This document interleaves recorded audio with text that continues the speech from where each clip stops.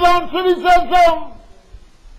இவை எந்த மனிதர் ஏற்றுக்கொள்ளுகிறார்களோ அவர்களுக்கு தேவ பலன் உண்டாகிறது.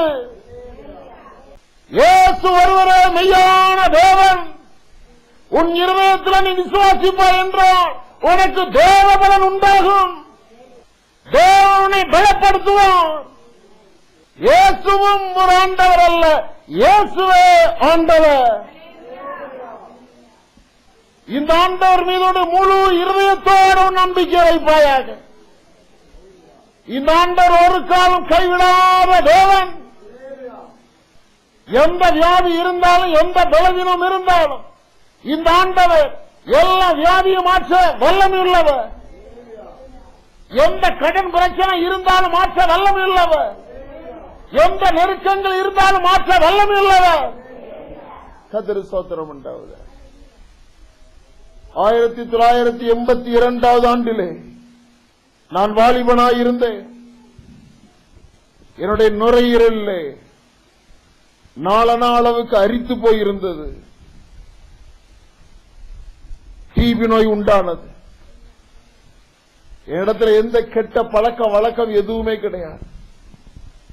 வீடியோ சிகரெட்டோ மதுபானமோ எந்த பழக்க வழக்கம் கிடையாது. ரத்த ரத்தமாக வாந்தி எடுத்தேன். உலகம் என்னை கைவிட்டது. கை நிறைய மாத்திரை அள்ளி அள்ளி தருவார்கள். அதெல்லாம் சாப்பிட்டேன். ஒன்றும் பிரயோஜனம் இல்லை. எனக்காக என்னுடைய அத்தை மகள் சிறு வயதில் இருந்த இதான் மாப்பிள்ளை தான் பெண்ணுன்னு பேசி வச்சிருக்காங்க. அவரெல்லாம் சொல்லிவிட்டார்கள், இந்த பையன் சீக்கிரம் செத்துருவான், என்னுடைய பொண்ணை கொடுக்க மாட்டேன் அப்படின்னு. ஒரு நாளிலே என்னை ஒரு நண்பர் தூத்துக்குடியில் உள்ளதான மட்டக்கடையில் உள்ள அசம்பிளிஸ் ஆஃப் காட் சபைக்கு என்னை அழைத்து சென்றார். அங்கே சுவிசேஷகர் நெல்லை ஜெபராஜ் அவர்கள் கூட்டம் நடத்தி கொண்டிருந்தார். ஞாயிற்றுக்கிழமை இரவு கூட்டம்.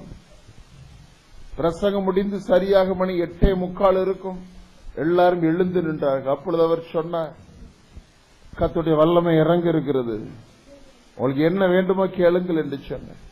நான் சொன்னேன், ஆண்டவரே இயேசுவே என் டிபி நோய் சுகமாக வேண்டும் என்று ஒரு வார்த்தை தான் சொன்னேன். என் மீது ஒரு வல்லமை இறங்கியது.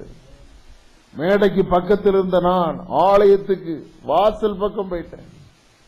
ஆலயத்தை விட்டு கீழே இறங்கி வரும் பொழுது என் உள்ளத்திலே ஒரு எண்ணம், நிறைவானது வரும் பொழுது குறைவானது ஒளிந்து போகும் என்று. வீட்டுக்கு வந்தேன். மாத்திரை மருந்து எல்லாத்தையும் தூக்கி எறிந்தேன். டாக்டர்கள் சொன்னார்கள் சுடுதண்ணில தான் குளிக்கணும்னு. பச்சை தண்ணியை ஊத்தினேன். மோர் தயிர் பழையதெல்லாம் சாப்பிடக்கூடாது. நாங்க மோர் தயிர் பழையதெல்லாம் சாப்பிட்டேன்.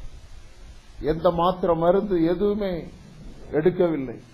இன்றைக்கு வரைக்கும் அந்த டிபி நோய் எனக்குள் வந்தது கிடையாது. அல்லேலூயா. ஒரு நொடி பொழுதிலே கர்த்தர் என்னை சுகமாக்கினார்.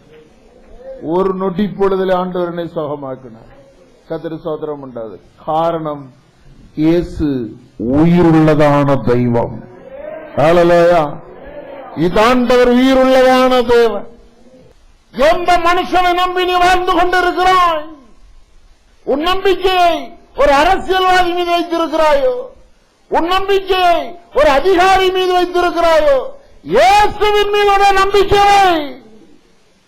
உன் வாழ்க்கை புதிய வாழ்க்கையால் மாறட்டும். உன் குடும்பத்தில் இருள் வெளியேறுவதாக. இதாண்டவர்களோட நம்பிக்கை வைப்பாயாக. கர்த்தருக்கு ஸ்தோத்திரம் உண்டாவதாக.